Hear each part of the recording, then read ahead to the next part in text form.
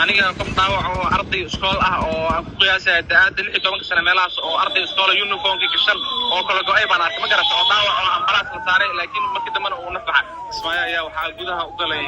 afar nin oo markaas gudaha u galay kala ma garata haye marka gaari bay wadeen gaariga afka hore gaarayeen dibna gudaha hotelka u dhaadhacay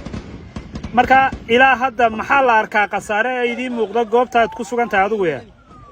weli qasaaraha rasmiga ka dhashay weli lama sheegin balse ciidamada kala duwan ee ammaanka ayaa wada dadaalo lagu soo badbaadinaya dad badan oo gudaha ku jiro qaar badan oo dhaawacana gudaha laga soo daabulay qaarna ayagoo nolol baa la soo saaray welina gudaha hotelka way ku jiraan balse ciidamada kala duwan ee ammaanka ayaa weli dadaalo wada ma garata waan gartay marka welina waxa waaye dhawaq rasaasta meesha laga maqlahayaa ciidamada kolba waxa soo gaarahay ciidamada kala duwan oo gurmad ah weli hadda saan maqlayso kulli waxa maqlaysaa umaleynaa rasaasta anaga meesha goobjoog baan ka ahaa welina xabadda waa ay socotaa ciidamadana dadaalo dheeri ah wado dad badan oo shacab ah hotelka gudaha ku damaashaadaya oo markaas howlahooda kala duwan u haystana way ku go'doonsan yihiin qaarna waa la soo badbaadiyay qaar ay ku dhaawac la soo daabulay welina xabadda waa ay socotaa xabadda dhacaysa aniguna aan maqlayo adiguna aad u dhowdahay yaa ridaya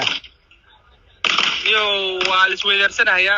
walow xabadda sidii hore gudaha dadkii galay oo xabadda gudaha ka soo ridaya yaraatay balse ciidamada oo kala duwan ee dowlad goboleedka Jubbaland ayaa weli rasaas ku ridaya goobta walow dadka gudaha ku jira ay adeegsanayaan miinada nooca loo yaqaan nooca la tuuro bal dadka aan Kismaayo aqoon hotelkaasi meesha uu ku yaalo iyo area uu ku yaalay iyo inta uu leeyahay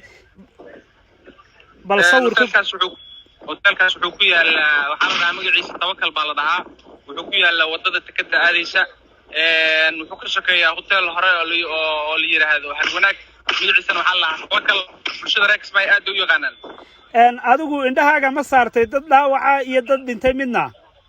aniga qof dhaawac oo arday iskool ah oo aan ku qiyaasay da'ada 16 sano meelahaas oo arday iskool uniformka gashan oo kala go'ay baan arkay ma garata oo dhaawac oo ambalaas la saaray laakiin markii dambana uu nafaxa